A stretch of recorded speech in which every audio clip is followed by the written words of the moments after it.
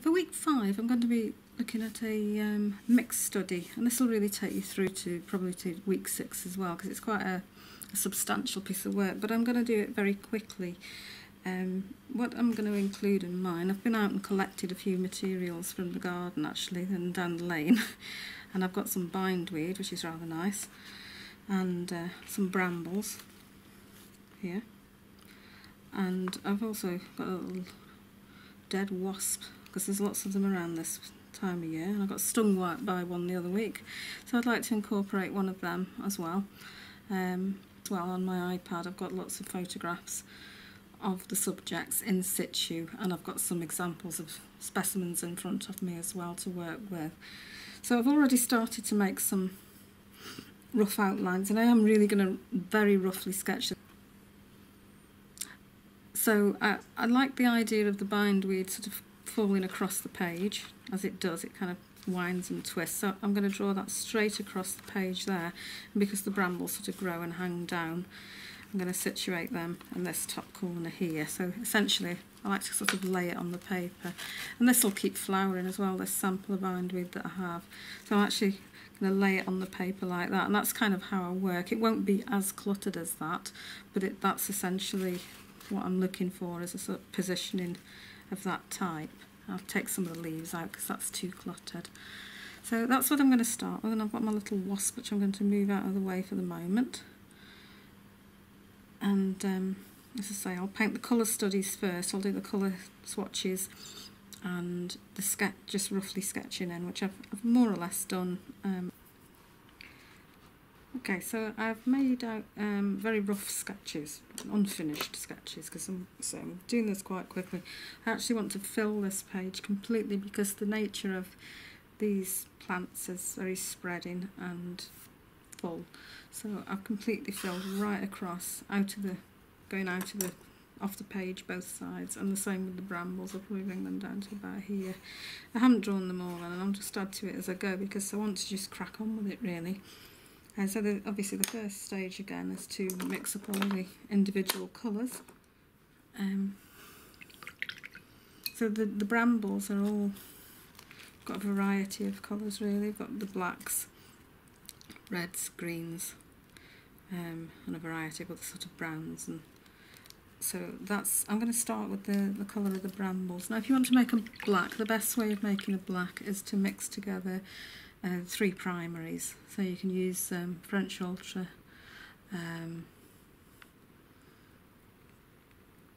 Permanent Carmine, Cadmium Yellow, and it's really about, to make a black, it's about 50-50 of the chosen red and blue, which will give you like a rich purple, which is something like what we want, because although I say they're black, they're not actually quite black, nothing is. I'm actually going to go with Winsey Yellow instead of Cadmium Yellow. The reason I don't like Cadmium Yellow so much is because it's opaque. Another combination might be Indanthrene Blue with Permanent Carmine. You can probably see, I'll try it here. Hopefully you can see that. It gives you a very dark. I will wash it out.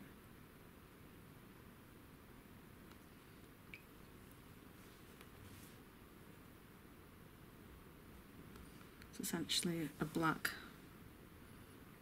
If I want to bias it more purple or more red, I'll add more of each colour to do that. The red I feel is again Permanent Carmine. It's a good start.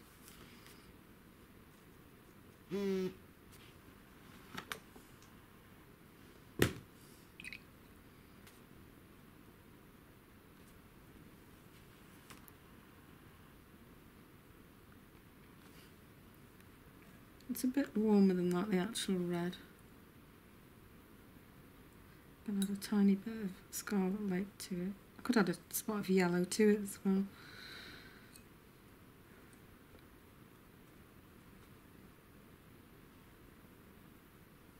A bit. more.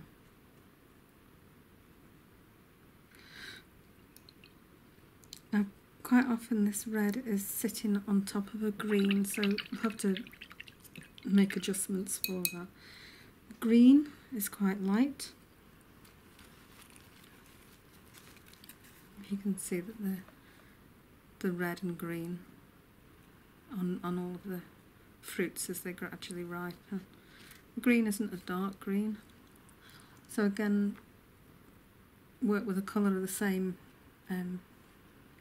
light value. So I shall go for cobalt with transparent yellow, and I think that won't be a bad mix for us.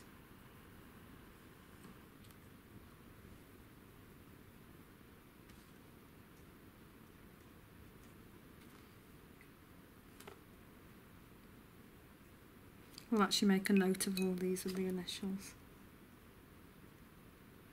That's quite a good colour, and actually the same colour will do for the leaves, but possibly with a bit more blue in it and a touch of red.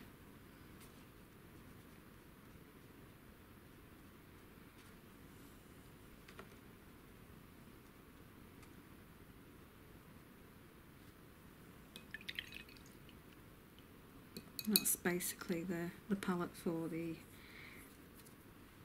blackberries. For the bindweed, the green, it's actually quite a similar green to the brambles. It's not so different. You compare the two. It's a bit more yellow. So I'm actually going to use the same mix, but with a bit more yellow in it. That's a more yellow version of it, because it fades actually as the plant ages.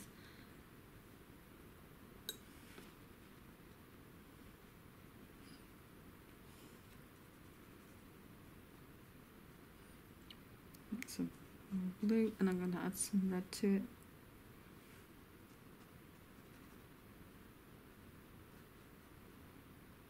So that's use a combination of the three, because it varies with age and which stage it's at, from quite bright green to a yellow green and a brown green. There's also sort of darker markings that are brown, but actually the red will do to go on top of the lighter greens. Will make that brown when it's laid on top. The flower's white, but it will have, obviously there's colour in there. It's got a slight yellow bias to it in the centre, so I'll mix some very pale colours. And again, for a neutral grey, you can use primaries, but use very high light value blues, reds and yellows if you're going to mix what's known as a botanical grey. So you could use like a cerulean blue and lemon yellow. It's permanent rose,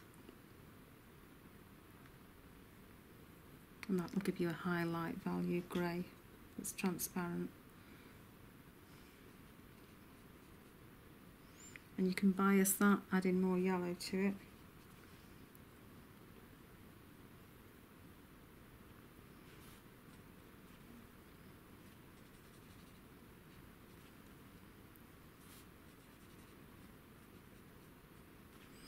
And that will do for the moment. So what I'll do now is make a note of all those colours over them before I forget them, and then carry on with the painting.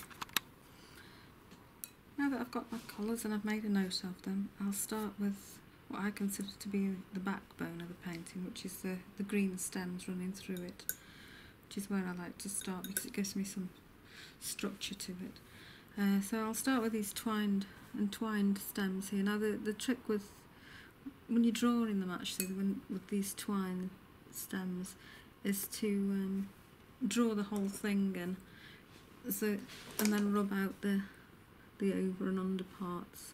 So you need to make sure it goes over, under, over, under.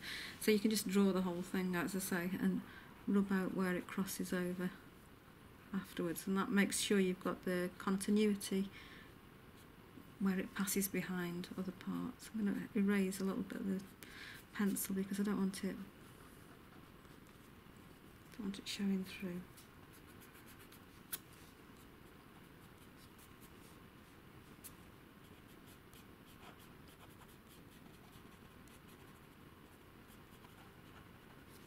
When I paint it, I'll do one at a time.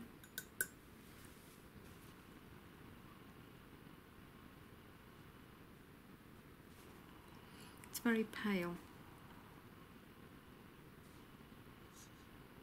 So I'm using a yellow biased mix of the green.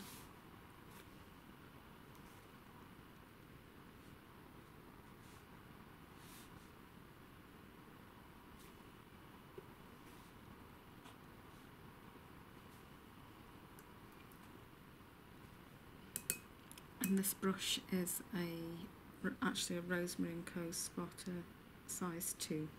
Well, you could use a variety of brushes. I could use a size 5, or it doesn't really matter, it's the point that counts.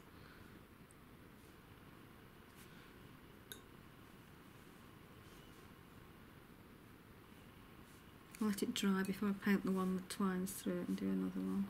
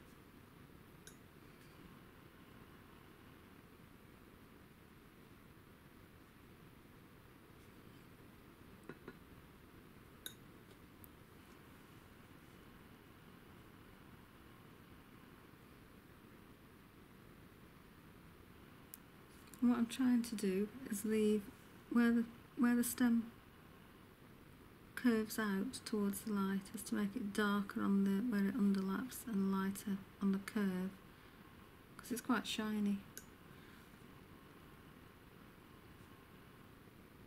There's some brown on these stems as well, and they all twist, so I can add that in afterwards.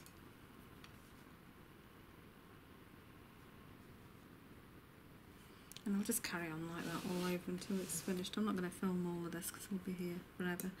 And then I'll put the same in on the brambles.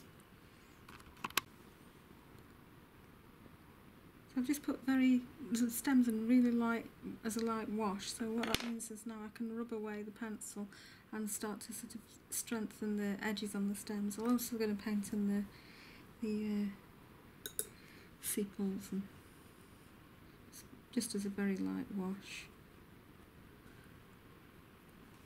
the same colour. I could paint these leaves in as well while I'm at it, again as a really light wash. I'll take a larger brush for that, say Rosemary & Co size 5. So I'll put this in as a tea wash really, on the leaves. You can wet them first if you want, but as a study page you don't really need to. They've got an underlying yellow, which is what I'm adding. Actually, I can paint the whole leaf with that because it's got this underline. It's just really so I can see what I've got on the page.